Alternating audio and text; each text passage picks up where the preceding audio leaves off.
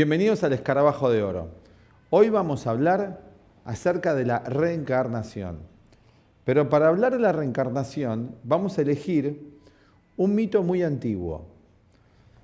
Estas preguntas vamos a tratar de responder con este breve video que vamos a dar hoy.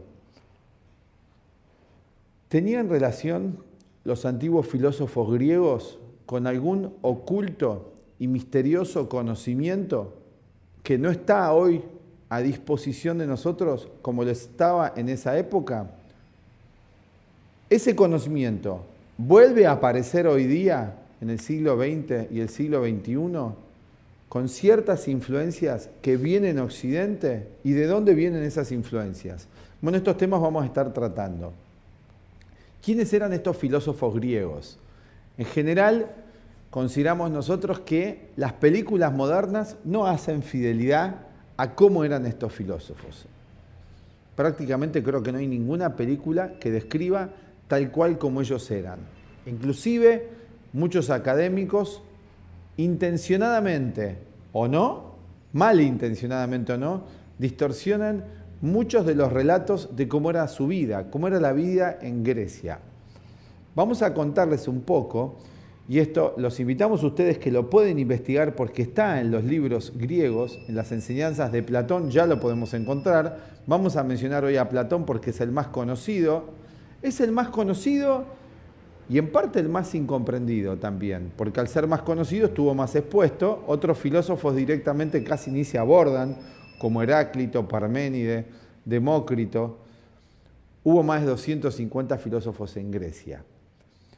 Vamos a hablar de Platón, porque está al alcance de la mano, podés bajarte sus libros en PDF, algunos de sus libros, y vamos a tomar de Platón, que fue el que nos habló de una civilización, en el Timeo habla de esto Platón, que se hundió, que se llamó la Atlántida, de donde provienen todos estos conocimientos ocultos o esotéricos que ahora en este momento nosotros te vamos a estar dando, y que volvieron a Occidente en 1875 de alguien del cual ya hemos hablado en otros videos, que fue Madame Elena Petrovna Blavatsky, y que en el 1500 algunos filósofos renacentistas quisieron dar a conocer y perdieron la vida por esto, porque era la época de la persecución de los herejes, de los brujos. Todo el que pensase diferente era considerado un brujo y un hereje y se los mataba. Hoy estos conocimientos ocultos, esotéricos, acerca de la reencarnación y qué pasa después de la vida, lo podemos estar aprendiendo por YouTube. Estamos en una época realmente extraordinaria que nos permite hacer esto. Hablando de los griegos, como dice Platón en el Timeo, existió una gran civilización que se llamó la Atlántida, y estos filósofos griegos iban a educarse a Egipto y a la India. Tengan en cuenta que el gran filósofo Pitágoras, del cual Platón es un continuador, porque viene Pitágoras, luego Sócrates, luego Platón, y muchos otros filósofos que fueron continuadores, y luego Aristóteles, había estudiado con Siddhartha Gautama el Buda. Esto es una historia poco conocida para Occidente, pero en el budismo esto ya se lo conoce. Los budistas, contrario a nosotros, fundamentalmente los budistas tibetanos hoy, han mantenido los registros históricos de la vida de los grandes hombres y mujeres a lo largo de la historia. Todo esto se ha mantenido en su biblioteca y en libros también más antiguos que hablan también de la Atlántida, que es el misterioso libro del Cian, al cual le vamos a dedicar un video más adelante. Estos griegos iban a estudiar, los padres reconocían en sus hijos aptitudes especiales y los enviaban a estudiar a Egipto o a la India. O sea que es una cultura la griega con influencias hindúes, influencias egipcias enormes. Esto muchos ya hoy lo saben, aparte están los libros, para el que quiera investigarlos, se los pueden bajar en PDF e investigarlo. Todas estas culturas y estas civilizaciones consideraban que hubo un continente, que es donde está el Atlántico actualmente, que después de un cataclismo, el último cataclismo fue hace 2500 años aproximadamente, casi 13.000 años, que es la mitad de todo un gran ciclo de precesión de los equinoccios, o año platónico, como lo llamara Platón. Vino un gran cataclismo que transformó la geografía de la Tierra, pero también relatan que hubo muchos otros antes. Estas ideas hoy vuelven a surgir porque estamos en un momento muy particular de la historia, en una época de grandes transformaciones. Esto de los cataclismos hoy, con los recientes eventos que podemos ver que están sucediendo a nivel mundial, podemos reconocerlo como algo bastante actual. Terremotos en tándem, huracanes en tándem. Estamos también en una época de transformación geológica y por ende también psicológica. Porque en la visión antigua que tenían estos filósofos griegos, estos sabios griegos, la Tierra y el ser humano eran una unidad. Y consideraban que en este gran ciclo año platónico de 26.000 años, nosotros reencarnábamos, volvíamos a nacer. Quizás no es la mejor palabra reencarnación, sino samsara. Hicimos otro video hablando del eterno retorno, que va complementario a este. Hoy vamos a hablar del mito de El Panfilio. Nos vamos a remitir para hablar un poco más acerca de la reencarnación y qué sucede con el alma después de la muerte a los griegos. No vamos a hablarlo hoy desde el budismo. Luego vamos a dedicar un video para hablar de la reencarnación desde la perspectiva budista, que es la misma que la griega, pero tienen su mitología, tienen sus descripciones acerca de lo que sucede después de la muerte, sus explicaciones psicológicas y filosóficas, que son completamente complementarias y son prácticamente iguales a las que describe Platón en esta referencia que vamos a hablar hoy, que es el mito de el Panfilio. Panfilio era una zona que quedaba al sur de Turquía, que era parte del imperio griego, ¿no? Se llamaba Panfilia. Existe hoy, tiene otro nombre, esta localidad, me estuve fijando, ahora no lo recuerdo, no lo tengo presente, pero es al sur de Turquía. Se llamaba Panfilio porque el personaje que va a usar Platón para, en su diálogo que tiene con Glaucón, enseñarle acerca de la teoría de la reencarnación, va a referirlo a este personaje que era un héroe, que había muerto en una batalla. El Panfilio, que era armenio. Vivía en Panfilia. Resulta que este muere en la batalla. Y acá es donde vamos a encontrar las ideas hindúes y budistas entremezcladas. Creo que principalmente budistas, ¿no? Para referirlo a algo más actual, que ustedes pueden investigar, porque esto ya los budistas, fundamentalmente los tibetanos, están enseñando bastante sobre esto. Y hay mucha bibliografía al respecto y también videos. Resulta que van a recoger los cadáveres de los héroes tras la guerra, se retiran los cadáveres y algo muy llamativo pasa con el cadáver de Resulta que después de 12 días, ¿qué pasa con un cadáver? Esto cualquier médico, cualquiera que lo sepa, lo va a verificar. Se empieza a pudrir. Pero pasa algo muy raro con el cadáver de ¿no? Que tras 12 días no se pudre, se mantiene en forma. No se pudre para nada el cadáver. Bueno, ya es muy raro esto. Hoy los yogis del Tíbet y otras enseñanzas nos dicen que grandes almas tienen la capacidad de, tras la muerte física, conservar, y esto también lo explica su santidad el Dalai Lama, en un video que vi por ahí en internet, y está también en los libros de ellos sagrados, grandes almas pueden conservar su cuerpo intacto durante 1 o 2 meses. Inclusive han medido la energía del cuerpo vital que anida en el cuerpo físico y han registrado actividad. Algo bastante misterioso para lo que es un muerto en el sentido occidental o cualquiera de nosotros muriéndose. Entonces estas almas tienen un poder especial. Pero el caso de es particular, porque ahora vamos a ir viendo cómo se da el relato. Resulta que a modo de testimonio, los dioses, porque ellos creían que había fuerzas superiores, les llamaban los dioses, los antiguos griegos, usan a como un testigo de lo que pasa más allá de la vida. Va al otro mundo, al mundo metafísico, al mundo no físico, los budistas esto lo llaman el bardo, ¿no? Y experimenta y aparece como testigo, como si fuese una especie de Dante en la Divina Comedia, testigo de los infiernos y los cielos, de lo que sucede con las almas, con nuestro ser psicológico, para hablar en términos psicológicos, con todo lo que somos a nivel de la mente, pensamientos, emociones, lo que sucede con las almas después de la muerte. Entonces, es este testigo. Y tras ir y verificar todo esto, vuelve a la vida. Esto es realmente muy interesante, porque esta idea, Platón, nosotros creemos que la saca de las antiguas iniciaciones egipcias, que se llamaba la iniciación del martillo de Thor, donde el discípulo, el maestro, tenía la capacidad de hacerlo salir del cuerpo en el doble, lo que llamaba cuerpo astral, al discípulo. Esto no lo podía hacer cualquier persona, era una persona con un largo entrenamiento de varias décadas, lo hacía salir a su discípulo en cuerpo astral, y el maestro lo conducía y le mostraba la realidad que está más allá de la vida física, la realidad del mundo metafísico. Una vez que el discípulo verificaba, antes de morirse físicamente, dejando su cuerpo en suspensión, unido por el cordón de plata, se llaman, ¿no? Verificaba la realidad del mundo metafísico, volvía a la vida y podía ser un maestro porque ya había verificado la vida después de la vida física.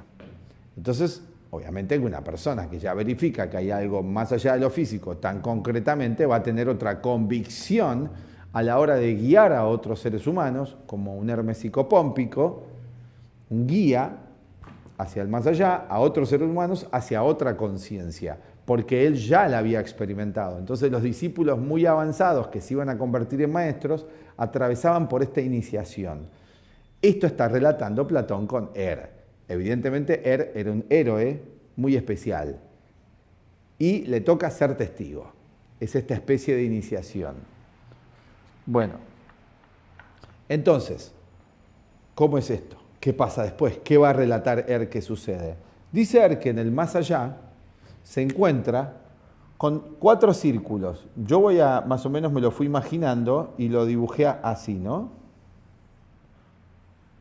4 círculos y acá, digamos, el nivel de la Tierra. Estos 4 círculos están unidos. Vamos a hacerlos así y vamos a hacerlos así. Estos círculos es el cielo y acá lo llaman Tártaro, que es, digamos, una especie de algo que está más allá del mundo de Hades, de Plutón, dice. Sería como un infierno, digamos, ¿no?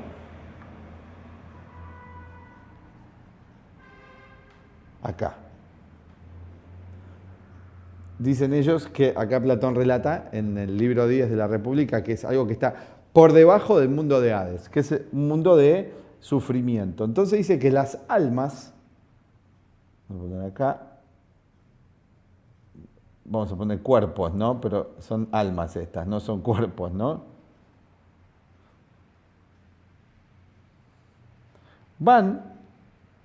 Ascienden por aquí, ¿no? Por la derecha, por aquí, y descienden por aquí. O descienden por aquí y ascienden por aquí. ¿Sí?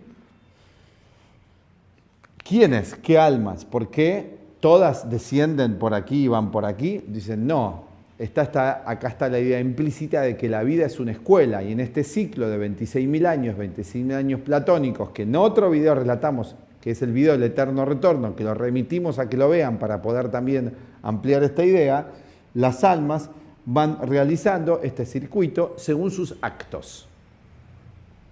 Según sus actos. Habla de un tirano, por ejemplo, que dice que fue muy malvado, que mató a su padre, a su familia, un tirano de la antigüedad, y dice que se lo encuentra y lo ve aquí, pero lo ve que no puede salir de aquí, no puede salir, porque ya el castigo es muy grande. Dice que el castigo es 1 a la 10ª vez del mal infligido en vida, el sufrimiento que sufre en el plano mental. Y asimismo, la virtud, aquella virtud que realizara en el plano mental, es 1 a la 10ª potencia el regocijo de aquello bueno que hicimos. Karma positivo, karma negativo. O sea, acá está hablando del karma, que hablaba de los hindúes, no usa él esa palabra, Platón, pero está hablando de las acciones, acción y reacción, la ley de causa y efecto, de aquel que hacemos bien o hacemos mal. Dice que las almas que han producido mucho mal, pasan en el otro plano temporalmente. Ahora, esto no es el infierno católico ni el cielo católico, esto es temporal, no es eterno, es un proceso temporal para luego volver a la vida física y continuar el aprendizaje hasta el nuevo cuerpo. Ahora vamos a llegar a eso. O sea, queremos, ojo, explicar esta idea. Entre una vida y otra, el alma, la conciencia, que para explicarlo hoy modernamente podemos pensar en todo lo que pensamos, lo que sentimos y lo que hacemos en esta vida.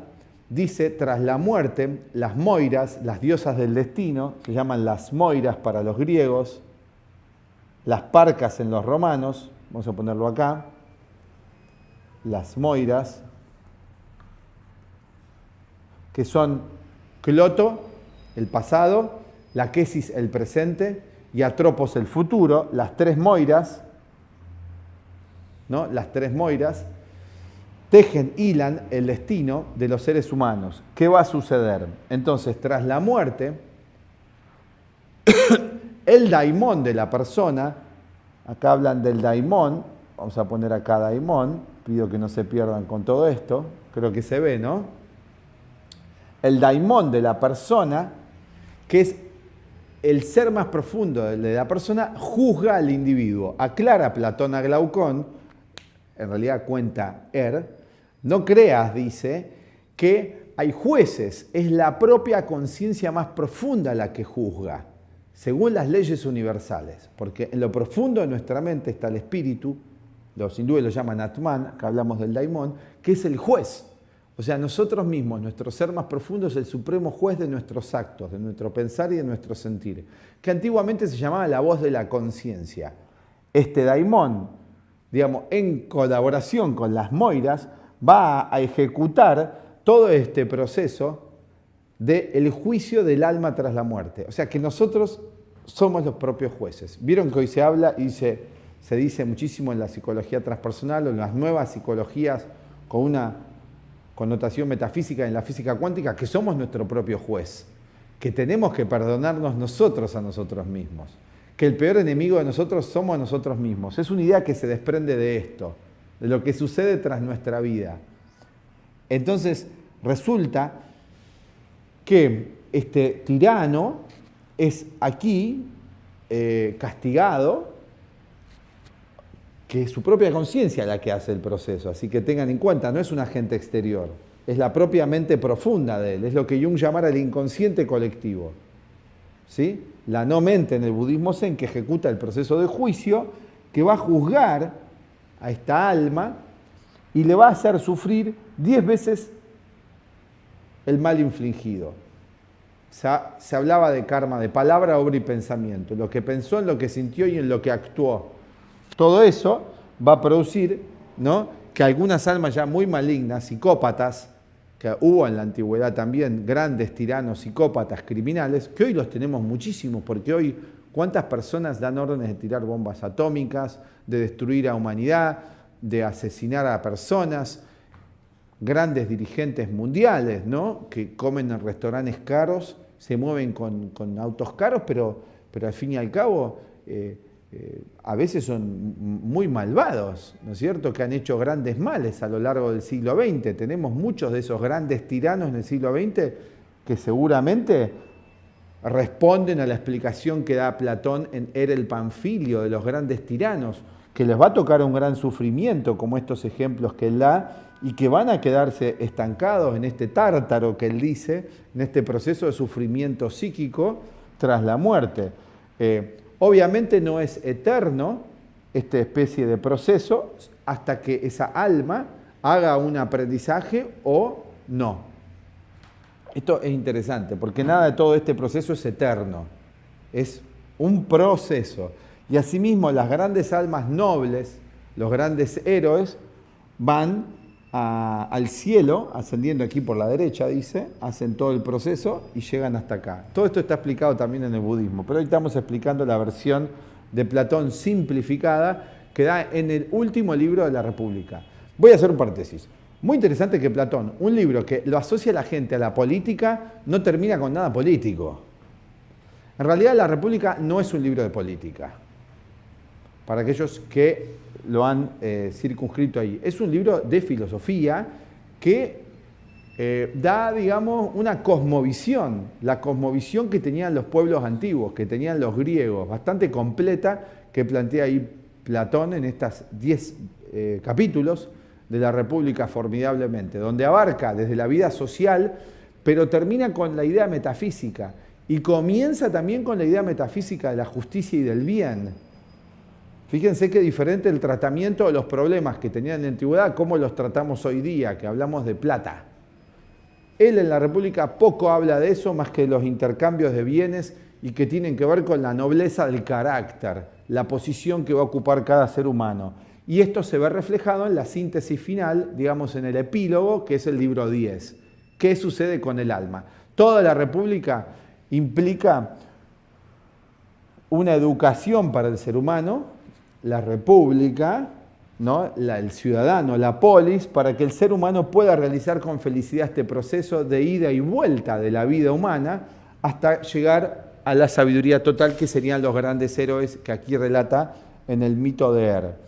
Ahora pasa algo, para ir ya terminando, que cuando llegan aquí, ¿no? A este plano, ya van eligiendo, según los propios actos, la próxima vida. Y dice que está el Leteo, que es una llanura donde hay muchísima sequedad. Ya está elegido. Las Moiras tienen que ver con la necesidad. Hablan de la necesidad. Esto es muy importante porque volvemos al aprendizaje de la vida por la necesidad, que no es lo mismo que los deseos. Una cosa es lo que yo necesito y otra cosa es lo que deseo. Así que las Moiras tienen que ver con la necesidad que tiene uno de seguir aprendiendo como humano. Lo que necesitamos terminar de aprender como humano es lo que hace que volvamos a nacer. Que vayamos y vengamos de una vida a otra. Este impulso de vida, esta voluntad de poderío, esta voluntad profunda, como hablaba Schopenhauer, es el impulso a la vida para continuar y finalizar el aprendizaje como humano. Este es el misterio de la vida, que este es el daimón, el que va impulsando todo este proceso, ¿no?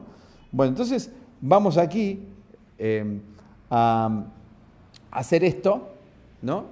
Este proceso, y cuando llegamos acá, a este plano, donde ya el alma, la conciencia, ya eligió qué próxima vida va a tener, de acuerdo a lo que hizo antes y al juicio que se ha hecho a sí misma de lo que tenía que realizar como humano,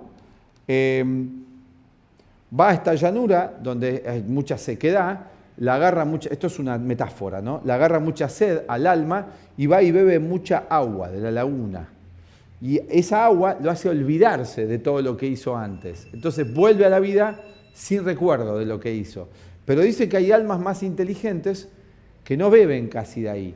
Y el cierre final del libro de la República es Platón diciéndole a Glaucón, qué importante para nosotros que estamos practicando estos conocimientos y que tenemos estos conocimientos, no beber de esa laguna, para no olvidarnos y no volver a repetir los mismos errores ni los mismos aprendizajes. Entonces, en síntesis, qué importante en tu vida, en mi vida, no repetir los mismos errores, cultivar la atención, desarrollar la memoria. Y Platón cierra con esta idea.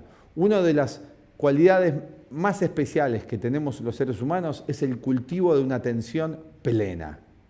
Gurdjieff llama esto la observación de sí, que nos va a llevar a recordarnos a nosotros mismos, a darnos cuenta que somos mucho más que el cuerpo físico y quizás con una práctica dirigida y especial como la que te ofrecemos en nuestra escuela, puedas llegar a verificar que tenés algo más que un cuerpo físico, que tenés un alma, que tenés un espíritu, un doble, una conciencia verdadera que está allí esperando a ser consciente. Y quizás podamos transformarnos también en el Panfilio, en este caso sería de Buenos Aires, Argentina. Aquí nos despedimos desde Escarabajo de Oro. Chau, hasta la próxima.